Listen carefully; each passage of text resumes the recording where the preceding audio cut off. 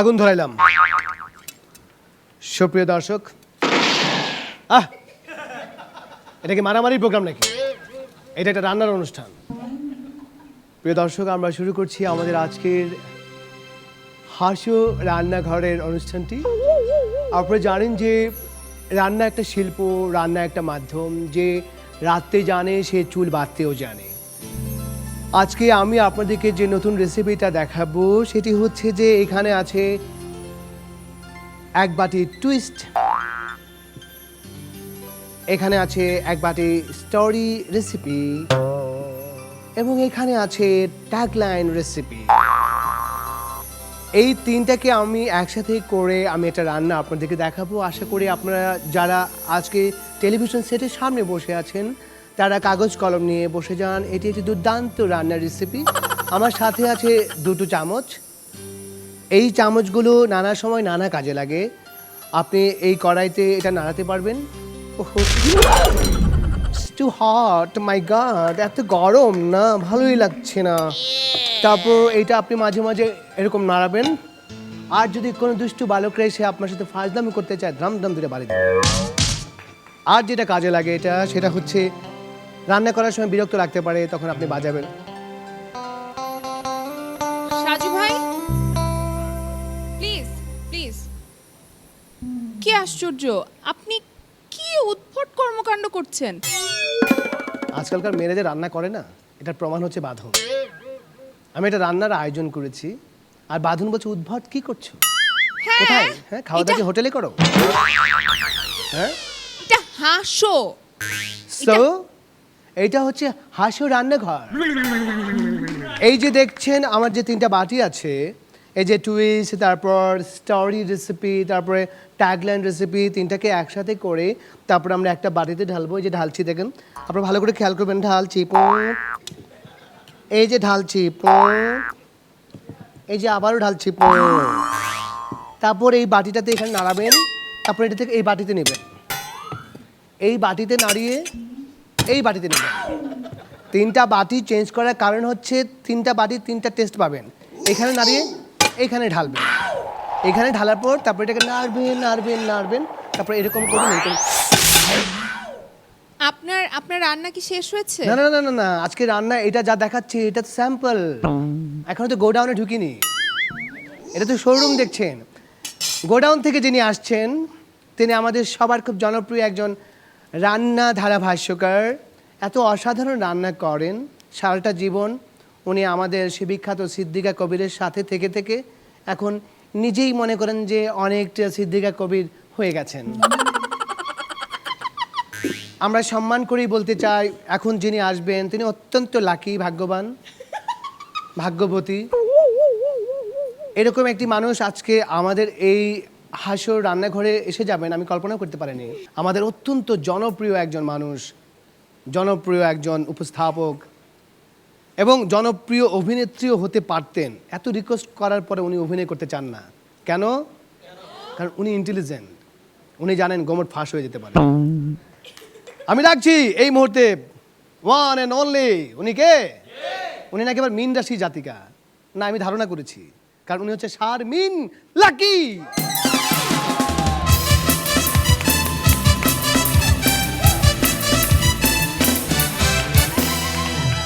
Marcel presents হাসো power by double Meswak season 3 round 7 এবং episode 2।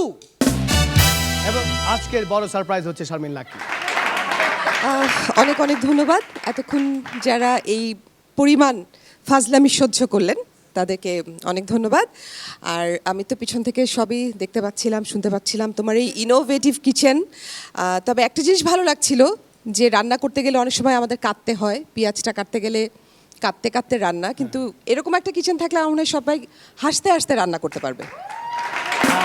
আমি একটু শারমিন লাকির জন্য বলতে চাই, উনি বলছিলেন যে পেছন থেকে নাকি উনি সব দেখছিলেন। এটা যদি আমি জানতাম তাহলে অ্যাপ্রনটা আমি পেছন থেকে লাগাতাম। অ্যাপ্রনটা আমি আপনাকে দিতে চাই প্রথমে। এছাড়া আপনাকে আর কি উপহার দিতে পারি? আপনার জামার সাথে ম্যাচ করে এটা ডিজাইন করা হয়েছে। হ্যাঁ, ঠিক আছে। এটা আপনি যে কোনো জায়গায়, এমন জায়গায় বাঁধেন যাতে দেখা না যায়। অনেক অনেক ধন্যবাদ। আর সবাই থাকুন আজকের এপিসোডের সাথে, কারণ আজকে আমি থাকছি আর স্পেশাল কিছু রেসিপি থাকবে, কথা দিচ্ছি। Fantastic, thank you, thank you.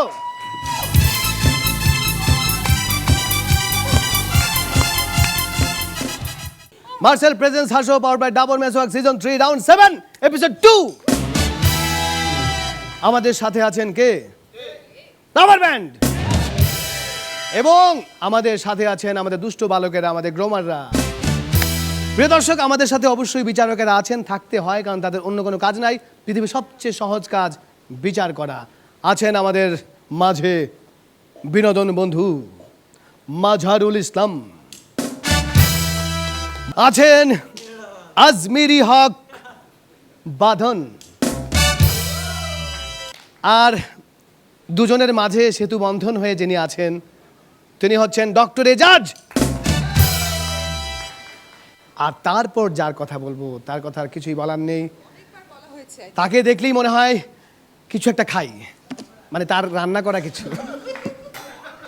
আছেন আমাদের মাঝে আমাদের গেস্ট জাজ, আমাদের সম্মানিত বিচারক শারমিন লাকি।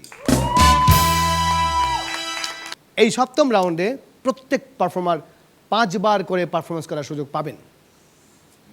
তাদের প্রাপ্ত নম্বরের ভিত্তিতে পরবর্তী রাউন্ডে আমাদের সাথে যাবেন কজন? 5 জন। আর রয়ে যাবেন 1 জন। কি সৌভাগ্যবান সে, আমাদের সাথে কষ্ট করে আর যেতে হচ্ছে না। এখন যিনি আসবেন পারফরমেন্স করতে, তার কথা নতুন করে শুধু বলতে হবে শারমিন লাকিকে। যদিও নতুন করে বলা কিছু নেই, উনি এরই মধ্যে তার পারফরমেন্স দেখেছেন টেলিভিশন সেটের সামনে। এইবার উনি সৌভাগ্যবান সেই মানুষ যিনি আজকে সরাসরি তাকে দেখবেন। তিনি কে? তিনি আসছেন বগুড়া থেকে সুস্বাদু দই নিয়ে, রিপন খান অভি।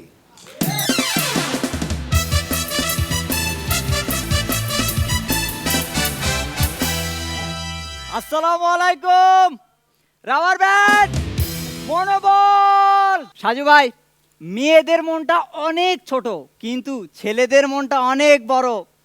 কেমনে বুঝবেন? মেয়েদের মনে কি থাকে? শুধু তার স্বামী অথবা প্রেমিক। আর ছেলেদের মনে থাকে নিজের প্রেমিকা, বন্ধুর প্রেমিকা, বউয়ের বোন, বউয়ের বান্ধবী, নিচতলার ভাবি, ওপরতলার ভাবি, তৃতীয় তলার ভাবি, তৃতীয় তলাতে আমি থাকি, চতুর্থ তলার ভাবি, দুধওয়ালি, দুধ যে দিয়ে যায়, সবজিওয়ালি। আর এত কিছুর পরেও যদি একটু জায়গা থাকে তবে সেইখানে তার বউকে রাখে। এখন আপনারাই বলেন ছেলেদের তুলনায় মেয়েদের মনটা কত ছোট। তো সেদিন আমাদের বাঁধন আপু একটা রেস্টুরেন্টে খাইতে গেছে। তো এবার স্যুপের ভেতর দেখে একটা মাছি বসে আছে। তো এবার ওয়েটারকে বলছে, ওয়েটার এই স্যুপের ভেতর মাছি কেন? তো ওয়েটার এসে বলছে, ম্যাডাম আমাদের এখানে শুধু মাছি না, টিকটিকি আর ব্যাঙও আছে। দেখবেন কখন যে ওটাকে ওরা উঠিয়ে নিয়ে গেছে টেরই পাবেন না। বাহ, ভেরি গুড। তো ক্লাসে স্যার বলছে, আচ্ছা ল্যালপা বলতো এই 1000 কেজিতে যদি 1 টন হয় তবে 3000 কেজিতে কত? Sir ton ton ton.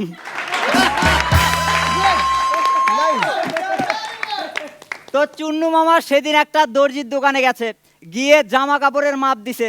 তো মাপ দেওয়া শেষ হলে দর্জি বলতেছে, ভাই আপনার প্যান্টে কি চেন লাগাবো ওই না বোতাম লাগাবো? কয় চেনই লাগান। আচ্ছা মাপটা কত দিব, 6 ইঞ্চি না 10 ইঞ্চি? 10 ইঞ্চি দেন। তো এবার চুন্নু মামা মাপ দিয়ে বাড়ি ফিরতেছে। ফেরার পথে চুন্নু মামার বউ চুন্নু মামারে বলতেছে, জিপার না বোতাম? জিপার। 6 ইঞ্চি না 10 ইঞ্চি? 10 ইঞ্চি। শোনো তোমার অবস্থাটা হয়েছে সাজু ভাইয়ের মতো। ওই বিশাল বড় গ্যারেজের 6টা তালা খুলতে লাগে আধা ঘন্টা, আর বাইর করো একটা ভাঙ্গা সাইকেল।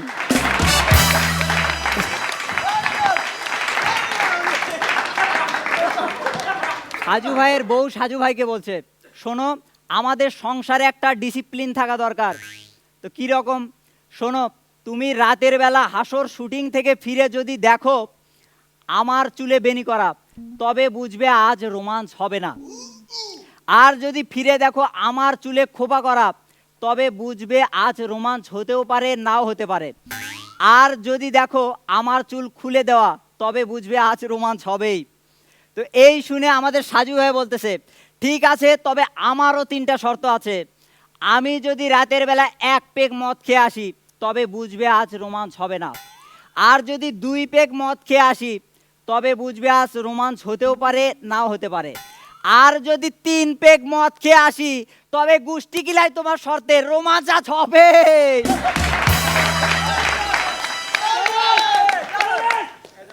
সুন্দর, কিউট, স্মার্ট ছেলেরা সব সময় বলে আমি একটু বিজি আছি। বলেন তো কেন? আজকে না, আরেকদিন বলবো, এখন আমি একটু বিজি আছি। Thank you. Brilliant, brilliant.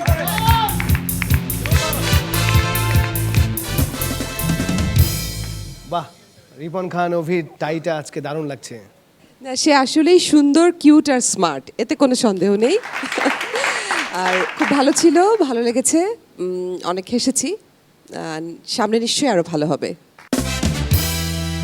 Doctor Ejaz, অভির হাসি সুন্দর, পারফরমেন্স সুন্দর, জোক সুন্দর, সব মিলে 3 সুন্দর। 3 শাবাশ। শুনেন সাজু ভাই, আপনি একটু সরেন তো, সরেন। অভি, চমৎকার হয়েছে। আমি এর থেকে বেশি কিছু বললে হাসান ভাই সেটা কাট করে দিবে। সো আমার এর চেয়ে বেশি কিছু বলার দরকারই নাই। ইয়েস, এটা ওকে, ভালো কথা। দারুণ।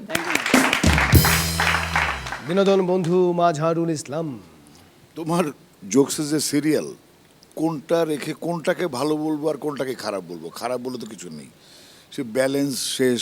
টন টন ভালোবাসা, এই কি বিশাল ব্যাপার! একটা ক্ষুদ্র মানুষ, তুমি কিন্তু এত টন টন ভালোবাসা দেখে একবার টান টান উত্তেজনা সৃষ্টি করে দিলে জোকসে।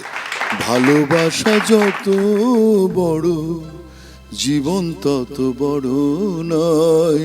সাজু গাও, তোমায় নিয়ে 1000 বছর বাঁচতে বড় ইচ্ছে হয়।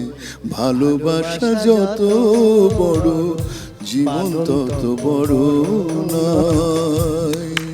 ধন্যবাদ অভি তোমাকে, Ripon Khan Avi. Thank you, thank you, thank you.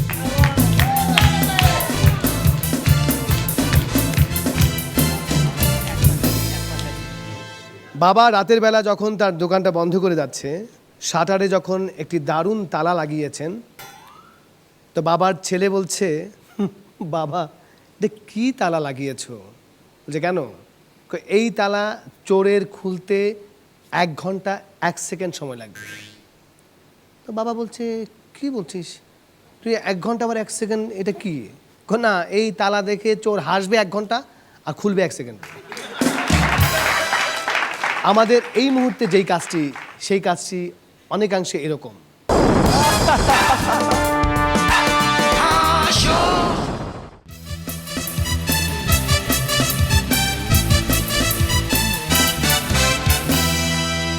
Martial presence হাসো, পাওয়ার বাই ডাবর মেসোয়াক, সিজন 3, রাউন্ড 7, এপিসোড 2।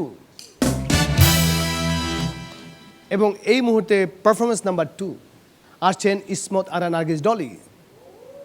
এবং সে আসছেন কোত্থেকে? রাজশাহী থেকে। মামুর বেটা কি জানে করবে কে জানে।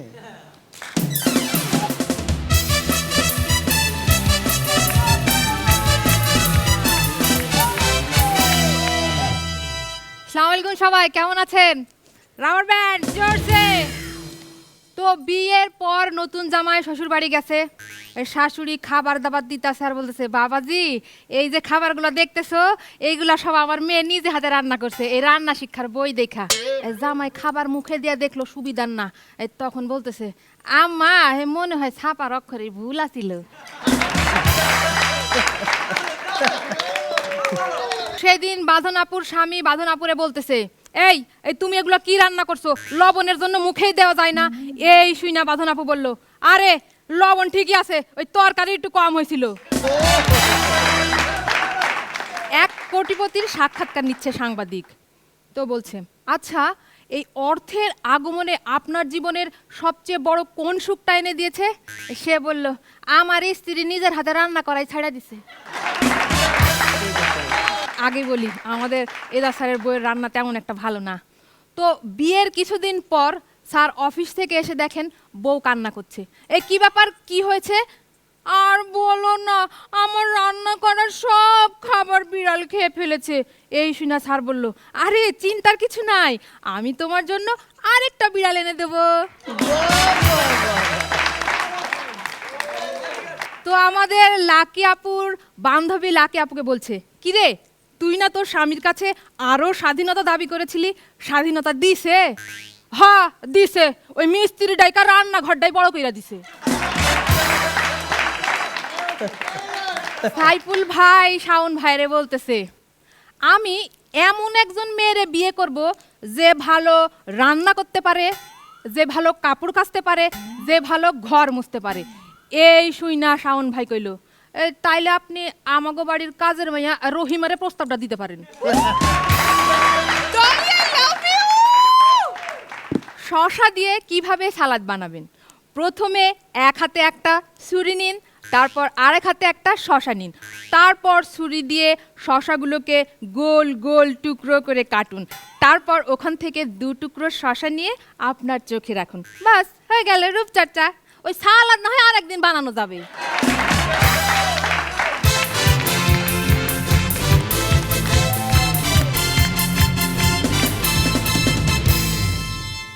একটা মেয়ে ফুটবল খেলার জন্যে সে মাঠে নেমে গেছে, কিন্তু সে নিজেকে মেয়ে এটা প্রকাশ করেনি। যেভাবে সে জার্সি পরে নেমেছে সবাই ভেবেছে এটা ছেলেই। ছেলেদের সাথে সে বেশ দুর্দান্ত দাপটের সাথে খেলে যাচ্ছিলেন, কিন্তু একবার একটি সময়ে সবাই বুঝে গেছেন সে মেয়ে। কিভাবে? যখন ফ্রি কিক দিচ্ছিলেন তখন ছেলেরা দাঁড়িয়েছিল এইভাবে, ও দাঁড়িয়েছে এইভাবে। ইসমত আরা নার্গিস ডলি সম্পর্কে কিছু বলেন মাঝারুল ইসলাম। ওই রাজশাহীর মেয়ে, রাজকীয় ব্যাপার, জোকসে।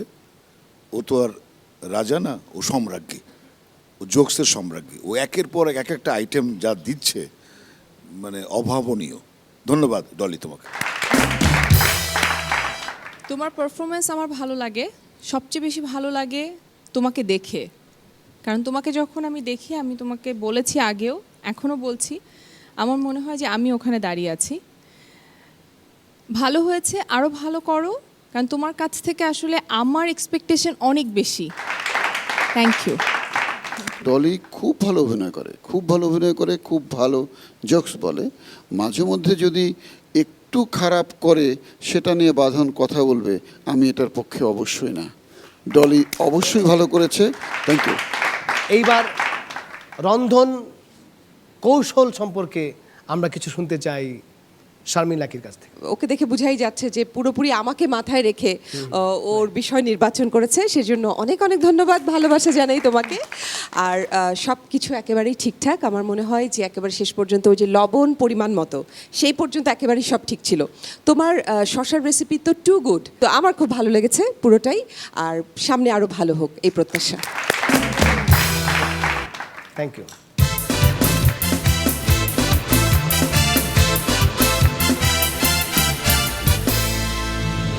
একবার শারমিন লাকির সাথে ঝগড়া করে আমাদের দুলাভাই উনি অফিসে চলে গেছেন। দুপুরবেলা ফোন দিয়ে বললো যে লাকি আজকে কি রান্না করেছো? বিষ। বলছো ওকে এটা তুমি খাও, আমি আজকে হোটেলে খেয়ে নেব। আমি বারবারই বলছি যে বাংলাদেশের সবচেয়ে সফল জুটি হচ্ছে রাজ্জাক কবরী, ইলিয়াস কাঞ্চন চম্পা, জাফর ইকবাল ববিতা এবং দ্য ফাদার হিসাবে মাঝারুল ইসলাম বাঁধন। অন্যতম জুটি, আমাদের ছবির নামও দিয়েছি দি ফাদার। ডক্টর এজাজ আমার দিকে এমনভাবে তাকিয়েছে, এবার কি আরেকটা জুটি বানানো যায় কিনা। না উনি একটা লুক দিয়েছেন আমার দিকে, তো হতে পারে আমরা আমরা আজকে হ্যাঁ এই যে আমরা আরেকটা জুটি পেয়েছি, উত্তম সুচিত্রার পর এজাজ লাকি। মানে এটা বলতে যাচ্ছি এজাজ ভাই ভাগ্যবান। কিন্তু এবার যিনি আসেন তারা হচ্ছেন আব্দুল্লাহ আল নোমান এবং আশিকুল্লাহ। ওনারা আসেন জামালপুর এবং টাঙ্গাইল থেকে।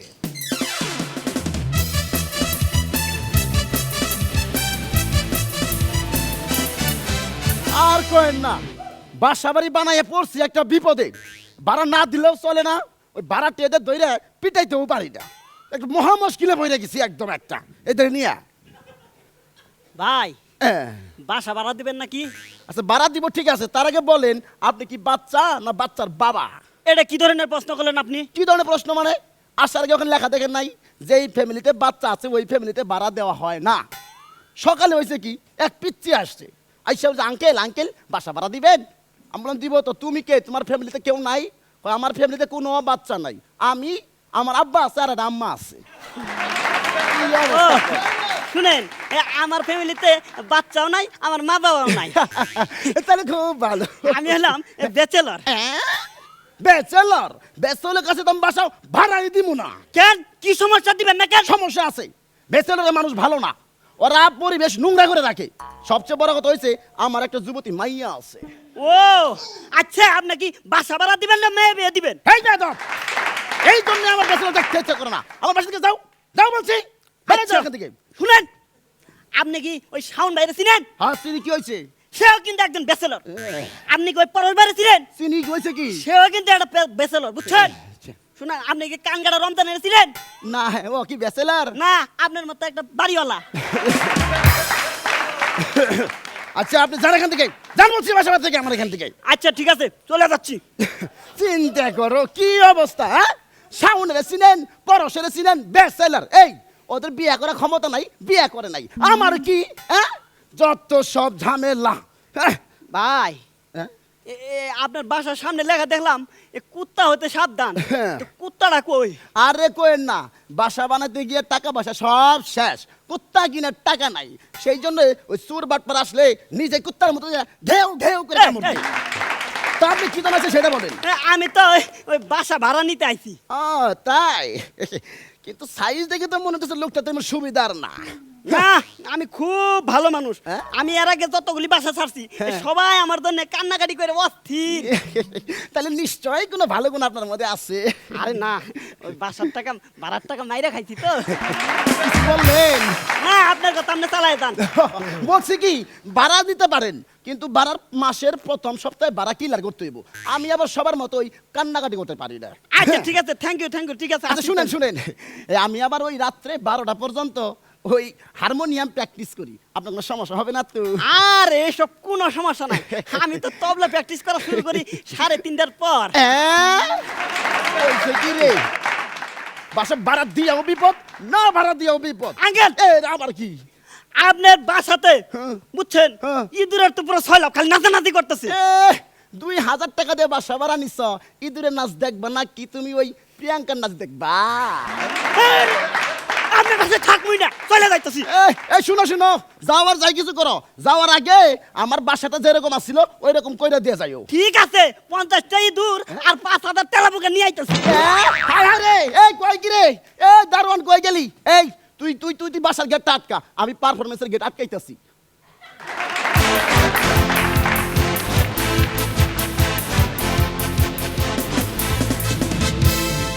আব্দুল্লাহ নোমান এবং আশিকুল্লাহ আমাদের এই হাসর একমাত্র জুটি এবং সফল জুটি। ওরা বাবা ছেলে, বাড়িওয়ালা, ভাড়াটিয়া, উকিল, আসামি, অলমোস্ট সব কিছু করে ফেলেছে স্বামী স্ত্রী ছাড়া। ওটার জন্য আমরা অপেক্ষা আছি। প্রথমেই আপনি শারমিন লাকি বলেন। ভালো হয়েছে দুজনের, মানে যেটা মনে হলো যে খুব সাবলীল, ওদের দুজনের যে কেমিস্ট্রিটা সেটা খুব সাবলীল। তবে আমি ভাড়াটিয়ার ব্যাপারে যেটা বলবো যে যেহেতু ভাড়াটিয়া 2জন ছিল, তো ওখানে যদি একটু চেঞ্জ আনা যেত দুজনের পার্থক্যটা, তাহলে একটু হয়তো বা মানে আরেকটু আমরা মজা পেতাম। কিন্তু তারপরেও ভালো হয়েছে। আর বাড়িওয়ালা তো অনবদ্য, এরকম রুক্ষ কর্কশ বাড়িওয়ালা আমি খুব কমই দেখেছি। নিশ্চয়ই অনেক শুভকামনা। অভিনয় তো অবশ্যই সুন্দর হয়েছে দুজনার, তবে খুব সুন্দর হয়েছে নোমানের ইঁদুর এবং তেলাপোকা খোঁজা। ও হঠাৎ মনে হচ্ছিল কি জানি খুঁজছে, আমরা একটু পরে বুঝতে পেরেছি ও ডায়লগ খুঁজছে এবং সেটিও খুব সুন্দর ছিল। Thank you. আমার বলার কিছু নাই, আমরা তো হাসছিলামই। তোমাদের সব জোকস ওই 3 মানে কি বলবো বাদরের জানা, কিন্তু ওরা জানার পরেও যেভাবে হাসছিল মানে এটা ছিল দেখার মতো। Excellent, thank you. সবচেয়ে বড় উইটি ব্যাপার যেটা হলো ভাড়াটিয়ার বাড়িওয়ালার যে ব্যাপারটা, এটা কিন্তু মানে অহরহ আমাদের সমাজে হচ্ছে, নানান রকম ঘটনার জন্ম দিচ্ছে। বাস্তব বাড়িওয়ালা এবং ভাড়াটিয়া দেখলাম।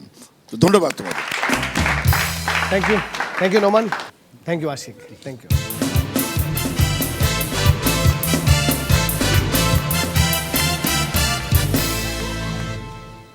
একটা অ্যাপার্টমেন্টে একটা বাচ্চা ছেলে বারবার কলিং বেল প্রেস করার ট্রাই করছে, কিন্তু কোনোভাবেই সে নাগাল পাচ্ছে না। একজন ভদ্রলোক সিঁড়ি দিয়ে ওঠার সময় খেয়াল করলো বিষয়টা, খেয়াল করে বললো, কি বাবা তুমি কলিং বেল প্রেস করতে পারছো না? বলছে, না চাচা আমি তো পারছি না, অনেকবার ট্রাই করছি। ওকে ঠিক আছে, আমি প্রেস করে দিচ্ছি। কলিং বেল প্রেস করার পর এবার বাচ্চাটাকে ভদ্রলোক বলল, তা এখন কি করবে? আমি তো দৌড় দেবো, আপনি কি করবেন আপনি জানেন।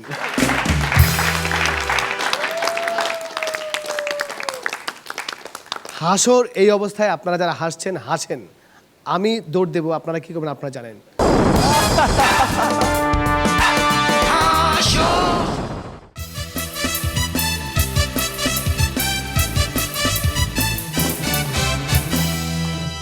Marcel presents Haso, power by double Meswak, season 3 round 7 episode 2।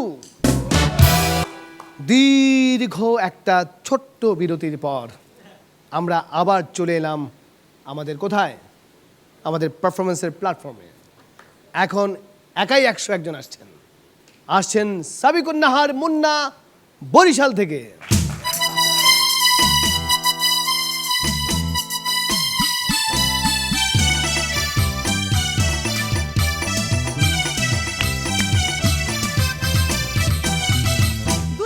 দুলা ভাই ও আমার দুলা ভাই, দুলা ভাই ও আমার দুলা ভাই, চলো না তুমি আমি সিনেমা দেখতে যাই, সিনেমার নাম নাকি তোমাকে চাই দুলা ভাই, সিনেমার নাম নাকি তোমাকে চাই।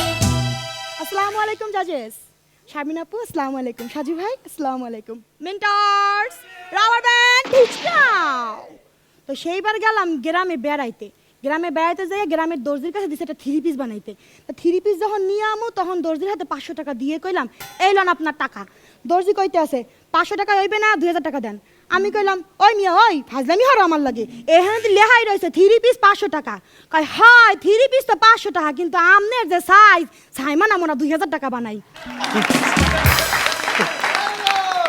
আমাদের বাঁধন আপু সেদিন মাঝরাতে তার বরকে বলতেছে, এই শোনো শোনো বাসায় না চোর ঢুকেছে, আর ফ্রিজে মা যে পিঠাগুলো বানিয়ে পাঠিয়েছিল সেগুলো ফ্রিজ থেকে বের করে খাচ্ছে। এই শুনে বাঁধন আপুর বর কইল, সর্বনাশ, তাইলে তো এখন পুলিশে খবর দেওয়া বাদ দিয়ে অ্যাম্বুলেন্সে খবর দেওয়া লাগবে।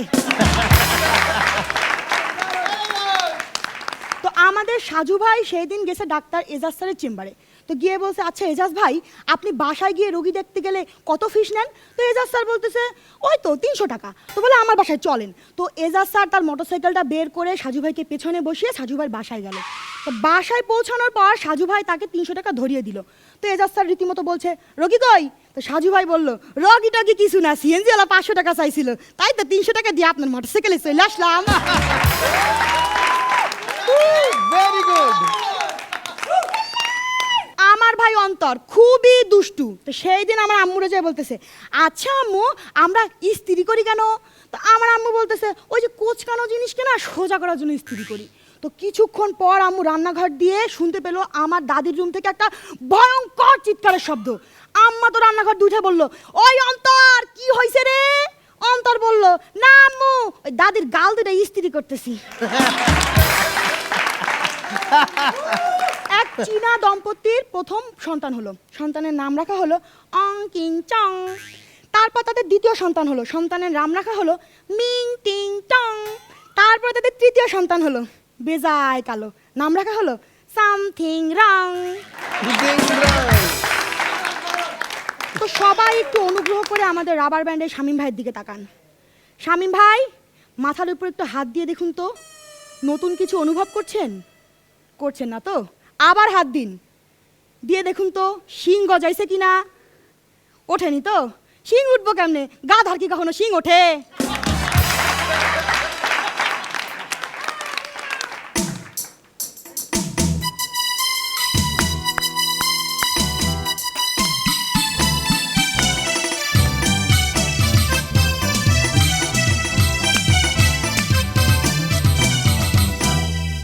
সেই দিন আমি আমার আফার বাসায় বেড়াইতে গেছি, না আফাই আর আমি মিললে গল্প করতে আসি, অনেকদিন পরে দুই বোনে দেখা। না আফাই আমারে কইতে আছে, তোর দুলা ভাই বাসায় না আসা পর্যন্ত না আমি ভাত টাত কিছু খাই না। এই হুইনে আমি কইলাম, আহারে দুলা ভাইয়ের জন্য কত দরদ। এই হোনার পর আফা কইতে আছে, আরে রাখ দরদ টরদ কিছু না, অফিস দিয়ে আইবে রান্না বান্না হরবে, হ্যার পরেই তো খামু।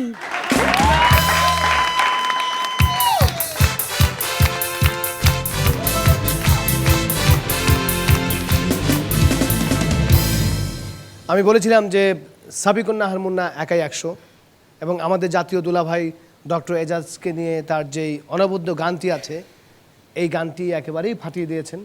মাঝার ভাই, আমাদের সাবিকুন নাহার মুন্না সম্পর্কে কিছু বলেন। হ্যাভি ওয়েট, হ্যাভি জোকস, সব কিছু মিলিয়ে super happy, thank you sir. Super happy, মানে happy, happy, low like, super like. একেবারে ধন্যবাদ মুন্না তো। আজমেরি হক বাঁধন। মুন্না জি ম্যাম। ফাটাফাটি, thank you ma'am. Love you. Doctor Ejaz. এবার তোমার জোকসগুলি শেষ লাইনটা কি হবে আমরা কেউ বুঝতে পারিনি, খুবই ব্রিলিয়ান্ট জোকস ছিল। Thank you sir. Sharmin lucky.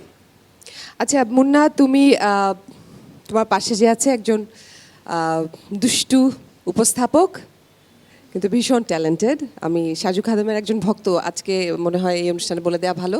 একটু প্লিজ একটু বলেন, মানে আমি হ্যাঁ, একটু বাঁধন কিছু আসলে, নিয়ে বলেন আমাকে, আমি না শুনলে চলবে। কারণ একটাই যে আমার উপস্থাপনা করতে একটা স্ক্রিপ্ট লাগে, সাজু খাদেমের লাগে না। হ্যাঁ, এবং ও ভীষণ স্পন্টেনিয়াস, এটা আমরা সবাই জানি। তো সাজু খাদেম যেমন বিল্ট ইন, তুমিও সেরকম বিল্ট ইন। আমি তোমার মধ্যে অনেক সম্ভাবনা দেখতে পাচ্ছি, এটাকে আরো কি করে ভালো করা যায় সেটা আমার মনে হয় তোমার দেখা দরকার এখন। Thank you madam, thank you. Sabikun Nahar Munna, thank you very much.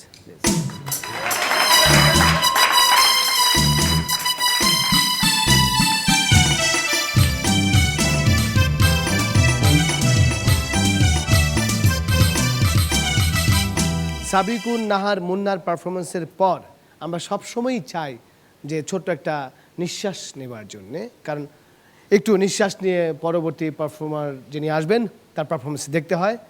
আপনারা একটু আমার মনে হয় একটু দীর্ঘ নিঃশ্বাস নিতে পারেন।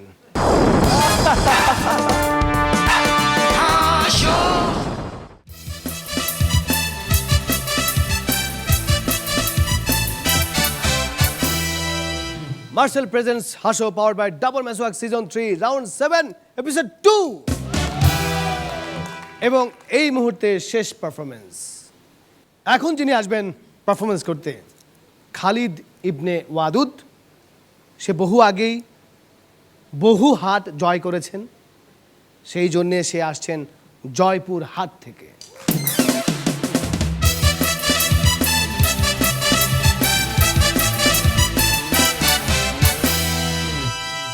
ওরে পেট গুড় করতাছে, টয়লেট আমায় ডাকতাছে, পেট গুড় করতাছে, টয়লেট আমায় ডাকতাছে, আইরে যোগ তুই বাইরে আয়, পেটের ভিতরে দিছে চাপ, কইরা গেলাম বাপরে বাপ, এফডিসির সিঙ্গারায় আমার 12টা বাজাইছে, পেটের ভিতরে দিছে চাপ, মইরা গেলাম বাপরে বাপ, এফডিসির সিঙ্গারায় আমার 12টা বাজাইছে, পেটের ভিতর দিছে চাপ, মইরা গেলাম বাপরে বাপ, এফডিসির সিঙ্গারায় আমার 12টা বাজাইছে। এজাজ স্যারের চেম্বারে একদিন একটা লোক এসে বলতেছে, ডাক্তার সাহেব আমার ছাগলের পিঠে ফোড়া হয়েছে। এইটা শুনে এজাজ স্যার কিছু ওষুধ দিল, লোকটা চলে গেল। কিছুদিন পর হাতে মিষ্টি নিয়ে এজাজ স্যারের চেম্বারে গেল। এজাজ স্যার বলল, কি ফোড়া ভালো হয়েছে না? কয়, আরে না, আপনার ওষুধ খাওয়ানোর পর ফোড়া এত বড় হয়েছে যে ওইটারে উট হিসাবে বিক্রি কইরা দিছি।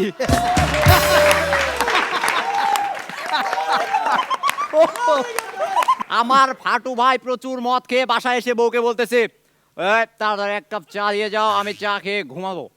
বউ চা দেওয়া মাত্র ধামা ধাম মার। বউ কানতে কানতে বললো, তুমি আমারে মারতাছো কেন? ওই শয়তানের বাচ্চা শয়তান, আমারে বশ করার জন্য চায়ের মধ্যে তাবিজ ঢুকাই দিছস। ওইটা তাবিজ না, টি ব্যাগ।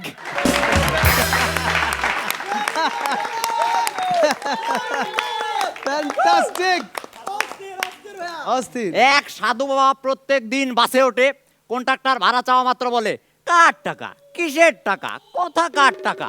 এইভাবে 4-5 দিন চলার পর কন্ট্রাক্টর একটা লোককে পুরো বিষয়টা খুলে বলল। লোকটা বলল, ঠিক আছে, সাধু বাবা যেদিন বাসে উঠবে সেদিন আমি সাধু বাবার সাথে বাসে উঠবো। তো এইভাবে একদিন সাধু বাবা বাসে উঠছে, পিছনের লোকটাও বাসে উঠছে। কন্ট্রাক্টর এসে ভাড়া চাইছে, সাধু বাবা ভাড়ার টাকাটা দেন। কিসের টাকা, কার টাকা, কোথা কার টাকা। এইটা বলা মাত্র সাধু বাবার পিছনের লোক সাধু বাবার পিছনে কষে একটা লাথি মারলো। সাধু বাবা রেগে গিয়ে বলল, এই আপনি আবার পিছনে লাথি দিলেন কেন? কার পিছন, কে মারে, কোথায় মারে? Brilliant, brilliant. একদিন সাজু ভাই ছাগল নিয়ে মাঠে যাচ্ছে ঘাস খাওয়ানোর জন্য। ফটকাদার সাথে দেখা। ফটকা বলল, কি ছাগল নিয়ে কই যাইতেছেন? এগুলার স্কুলে ভর্তি করামো, শিক্ষিত বানামো। আমারে বলদ পাইছে না, শুক্রবার না।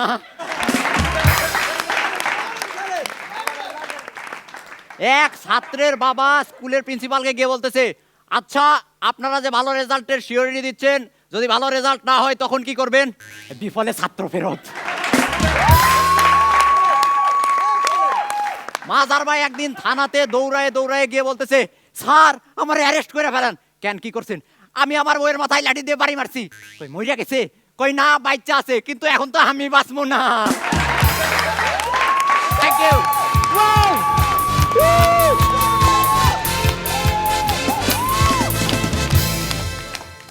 আসবেরি হক বাঁধন, তুমি বলো। আমি কি বলবো, আমি মুগ্ধ। দেখতে তো খুবই হ্যান্ডসাম তুমি, তোমাকে আজকে আরো সুন্দর লাগছে। আর পারফরমেন্স মানে মারাত্মক, মারাত্মক ছিল। আসলে দুর্ধর্ষ পারফরমেন্স বলতে যেটা বোঝায় তুমি সেটাই করেছো। আমরা বলি না যে ফাটাফাটি অভিনয় করেছেন, তুমি সেটাই করেছো।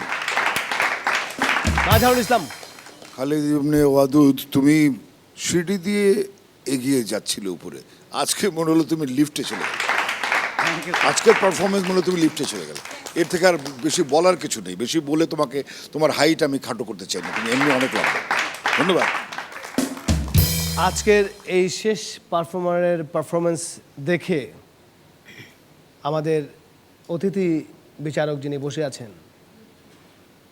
আমার মনে হয় উনি আরেকবার আসতে চাইবেন, যে আমি একটু আরেকবার আসি এই অনুষ্ঠানে। So true.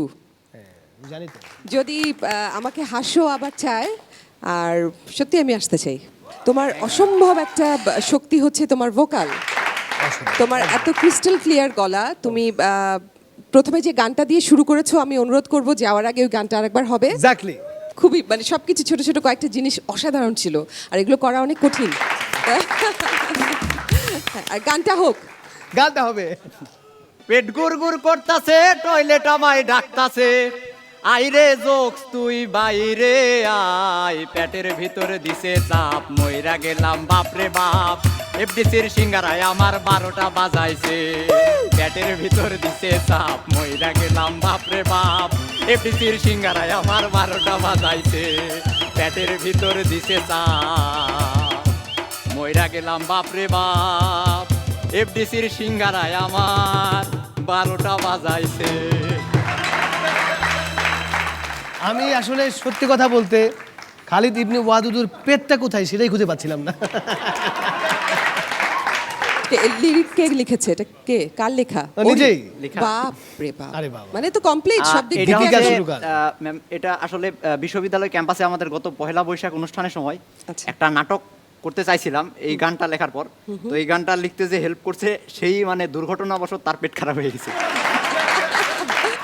Thank you, thank you.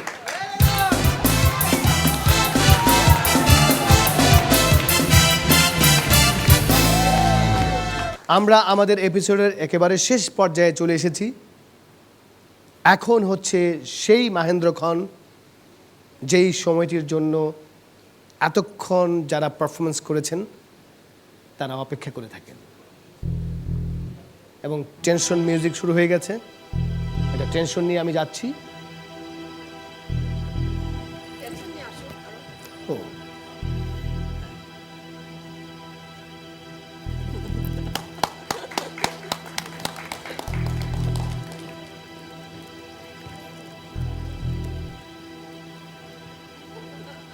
জানাচ্ছি আজ, ও বাবা, আজকে তো আসলেই কাঁপার যে ফলাফল আজকে এসেছে, এটি হাত কাঁপা ছাড়া আর কোনো মানে উপায় নেই।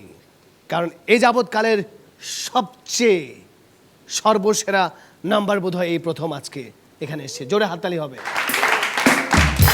উফ। প্রথমে রাখছি আশিক নোমান 33.5, ইসমত আরা নার্গিস ডলি ঠিক একই নাম্বার 33.5, রিপন খান অভি 35.5, সাবিকুন নাহার মুন্না, দুলা ভাই আপনার আর উপায় নাই, আপনি পেয়েছেন 37।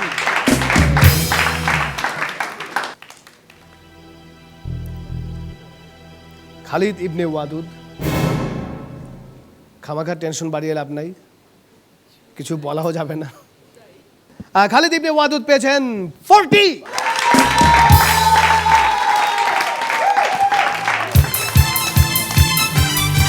ওয়াদুদ,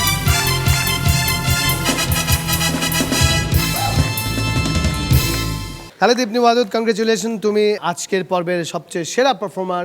এবং আমার বিশ্বাস এই পর্যন্ত যতগুলো এপিসোড হয়েছে প্রত্যেকটি এপিসোডের মধ্যে তুমি সবচেয়ে সেরা performer.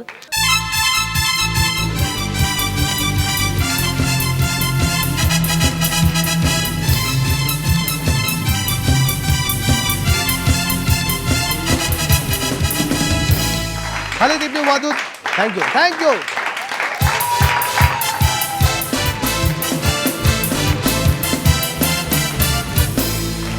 Marcel presents Haso power by double Meswak season 3 round 7 episode 2 এর আমরা একেবারে শেষ পর্যায়ে চলে এসেছি। মানে আমাদেরকে বিদায় নিতে হচ্ছে। তার আগে আমাদের দুঃখের কথা, আমাদের কষ্টের কথা, আমাদের ভালো না লাগার কথা, আমাদের খারাপ লাগার কথা সব বলার ক্ষমতা আমরা রাখি, রাখি না? কেন রাখি? কেন রাখি? কেন কেন রাখি? কেন রাখি? কেন রাখি?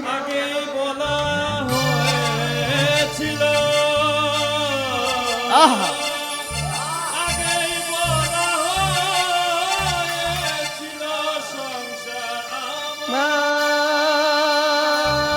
তার আগে বলে নেই কেন রাখি? কেন রাখি? কেন রাখি? রাখি বললেই ভাববেন না অমিতাভ বচ্চনের রাখি। আরে সংসার আমার কি লাগে না? আরে সংসার আমার ভালো লাগে না। আমাদের মাঝে আছে রন্ধন সম্রাজ্ঞী তন্নি তনুলতা বন্নিয়াকি নাম তার লাকি। শারমিন লাকি। সংসার আমার ভাল লাগে না, সংসার আমার ভাল লাগে না, সংসার আমার ভাল লাগে না, সংসার বড় জ্বালা। ওই দেখা যায়, ওই দেখা যায় কি? ওই দেখা যায় তাল গাছ, ওই আমাদের গাঁ, ওইখানেতে বাস করে কানাবুগির চাওটা বলবো না। ওই দেখা যায়, ওই দেখা যায় হাসাল আসে পালা পালা পালা।